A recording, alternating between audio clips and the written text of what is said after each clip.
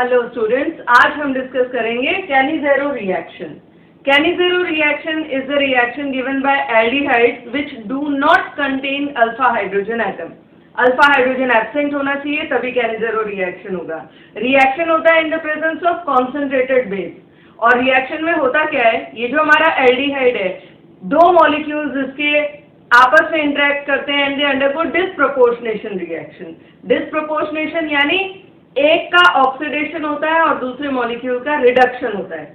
अब एल्डिहाइड के ऑक्सीडेशन का प्रोडक्ट क्या होता है? Carboxylic acid.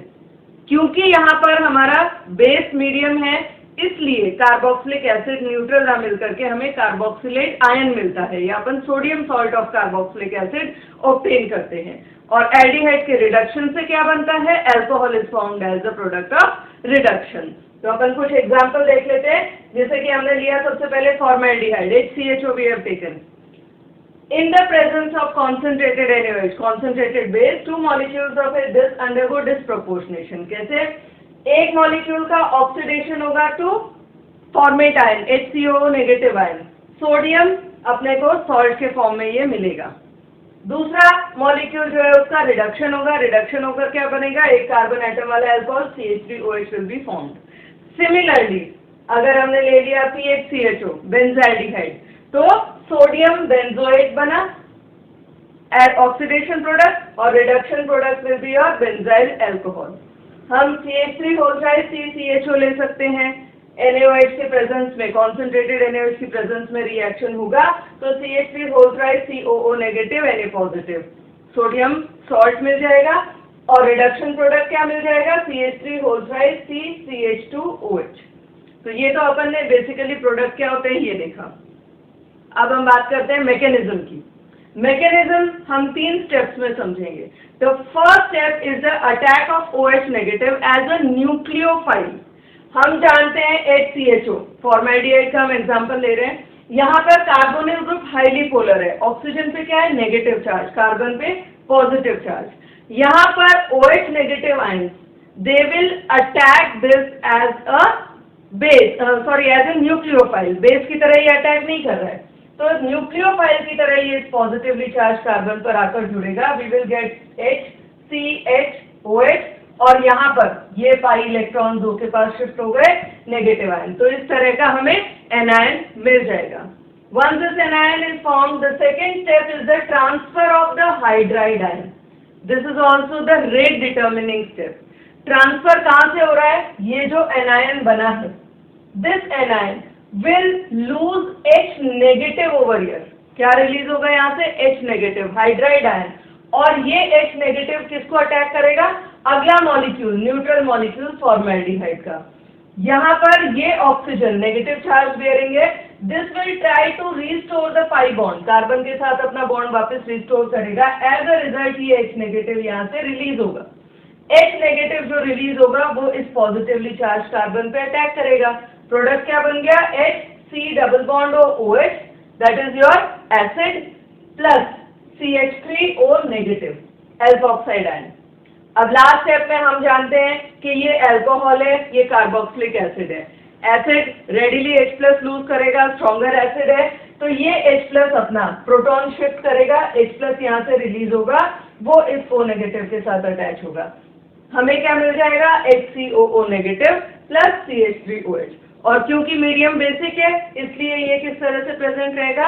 As sodium formate. अब हम कुछ इंपॉर्टेंट पॉइंट्स देखते हैं इस रिएक्शन के.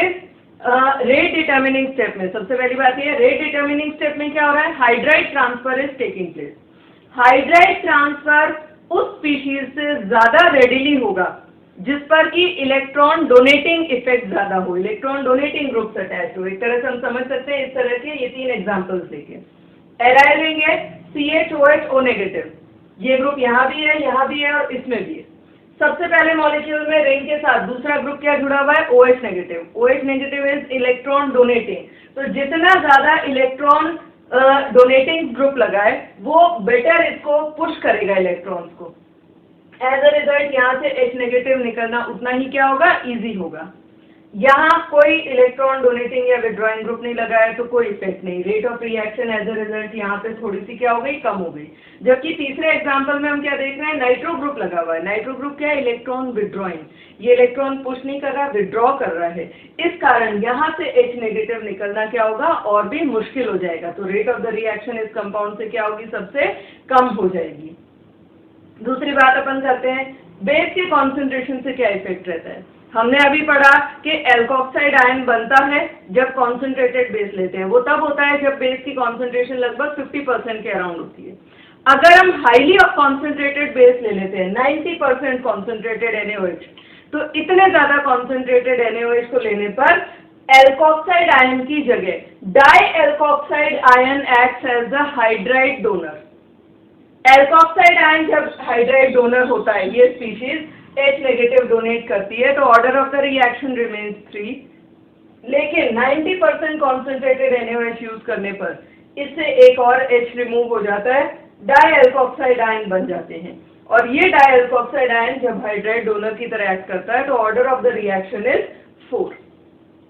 तीसरा इंपॉर्टेंट पॉइंट कि अगर हमारे पास दो अलग अलग एल्डिहाइड्स का मिक्सचर हो तो कौन सा एल्डिहाइड और एसिड में कन्वर्ट होगा या ऑक्सीडाइज होगा, और कौन से का रिडक्शन होगा, अल्कोहल बनेगा। हमेशा हम जानते हैं कि पहले स्टेप में, although first step was not the rate determining step, क्या हो रहा था, OH नेगेटिव का न्यूक्लियोफिलिक अटैक हो रहा था ऑन द कार्बोनिल कार्बन।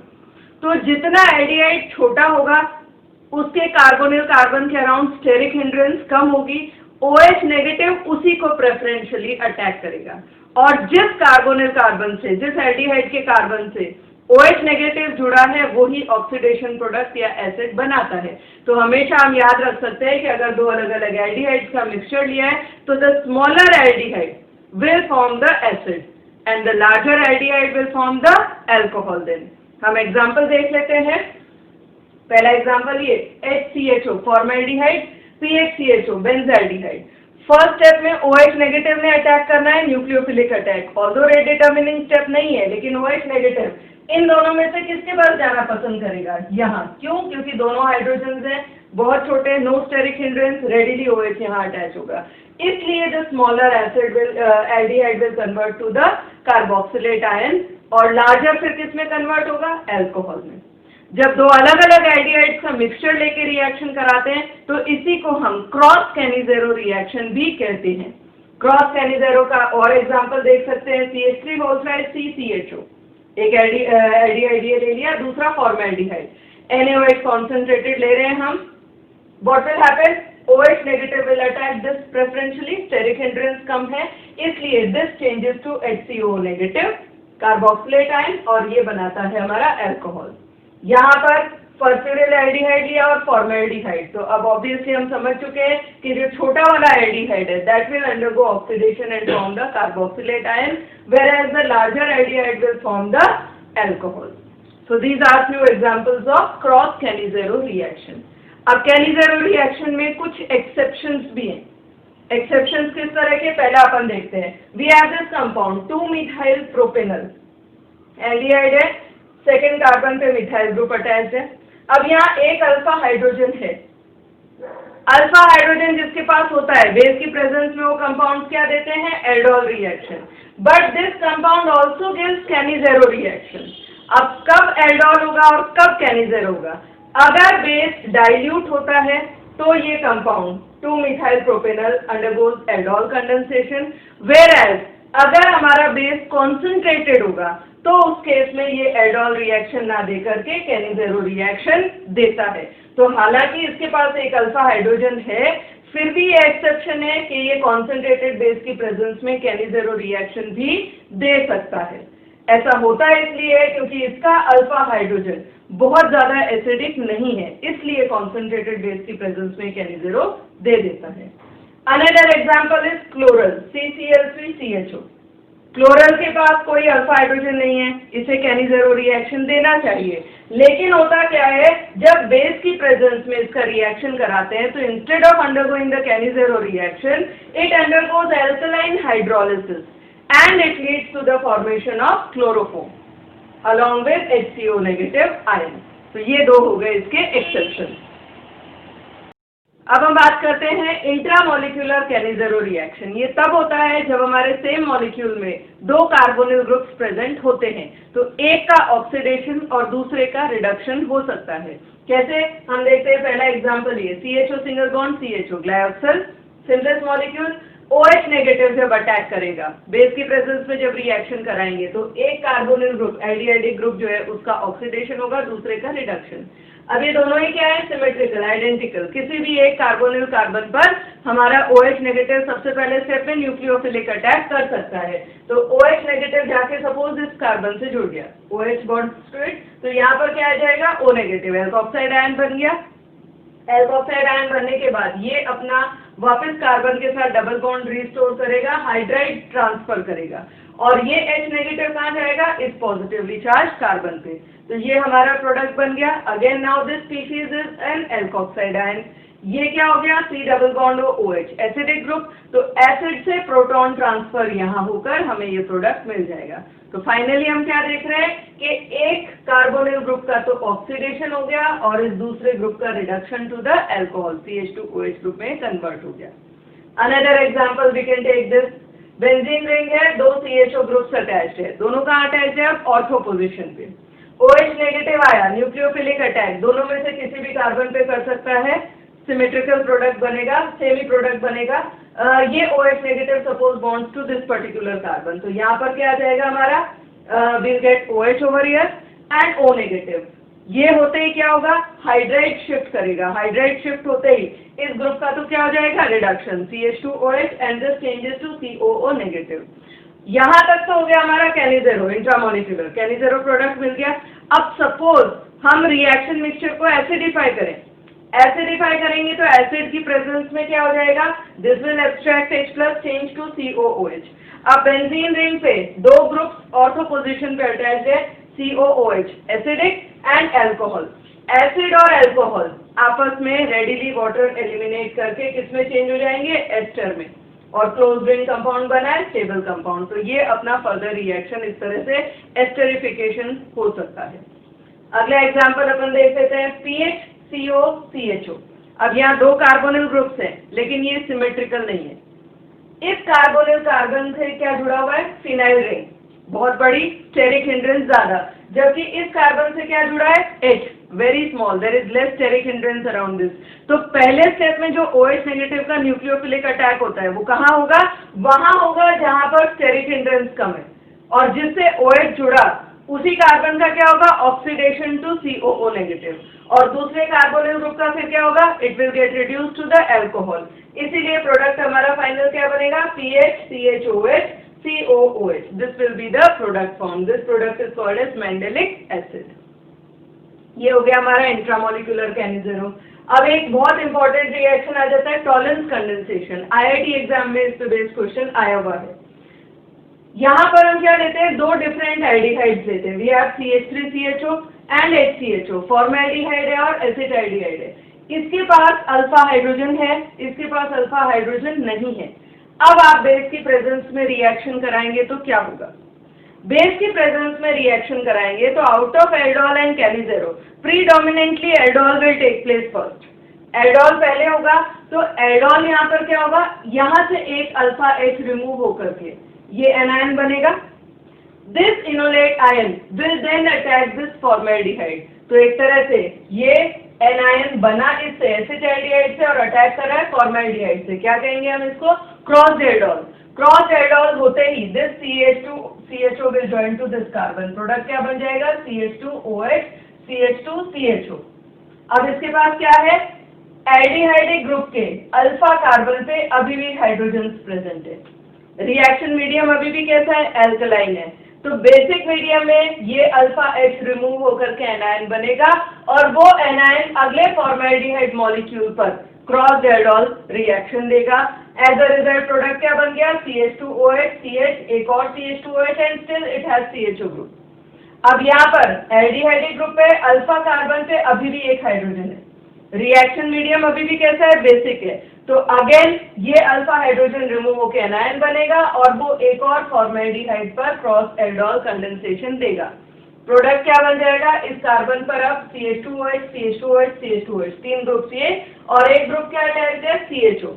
अब इसके पास क्या है, अभी भी ये एल्डिहाइड ग्रुप है, लेकिन अब इस कार्बन के पास कोई अल्फा हाइड्रोजन नहीं है, अल्फा हाइड्रोजन नहीं है, मीडियम कैसा है, बेसिक, और हमारे पास दूसरा एल्डिहाइड अभी भी क्या प्रेजेंट है, फॉर्मल्डिहाइड। तो दो अलग अलग एल्डिहाइड जिनके पास अल्फा हाइड्रोजन नहीं है, एल्कलाइन मीडियम है। तो अब रिएक्शन क्या होगा, Cannizzaro reaction will take place.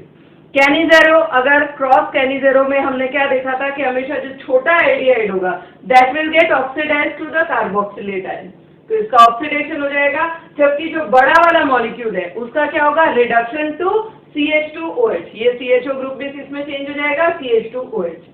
तो ये फाइनल प्रोडक्ट हमें जो मिलता है इसका नाम है पेंटा एरिथ्रॉल। ये रिएक्शन इंपॉर्टेंट इसीलिए है क्योंकि ये पेंटा एरिथ्रॉल मेडिसिनली यूज होता है, इट्स अ यूजफुल कंपाउंड। अब हम बात करेंगे टिशेंको रिएक्शन की। इसे हम यहाँ इसीलिए डिस्कस करें because it is considered as a variation of the Cannizzaro reaction, but the mechanism is entirely different, conditions are also different. यहाँ पर वो एल्डिहाइड्स देते हैं टिशेंको रिएक्शन जिनके पास अल्फा हाइड्रोजन होता है, and the reaction is carried out in the acidic medium, not the basic medium. यहाँ पे रिएक्शन होता है in the presence of aluminium try ethoxide. जब रिएक्शन होता है तो प्रोडक्ट बनता है एस्टर, जिसको हम समझ सकते हैं by considering the product formed in the Cannizzaro reaction. जिसे हमने क्या बात की थी, कैनिजेरो रिएक्शन में कोई भी हमारा कार्बोनिल कंपाउंड डिस्प्रोपोर्शनेट होता है and it forms an acid and an alcohol. यहाँ पर भी कुछ ऐसा ही अज्यूम करते हैं हम कि एसिटाल्डिहाइड यदि लिया है तो it falls disproportionate to form acetic acid and ethanol, और क्योंकि रिएक्शन मीडियम एसिडिक है तो ये एसिड और अल्कोहल वाटर एलिमिनेट करके एस्टर में कन्वर्ट हो सकते हैं। तो हम इसलिए उससे एनालॉजी लेते हुए इसे यहाँ पे डिस्कस करते हैं। This completes our Cannizzaro reaction as well as Tishenko reaction.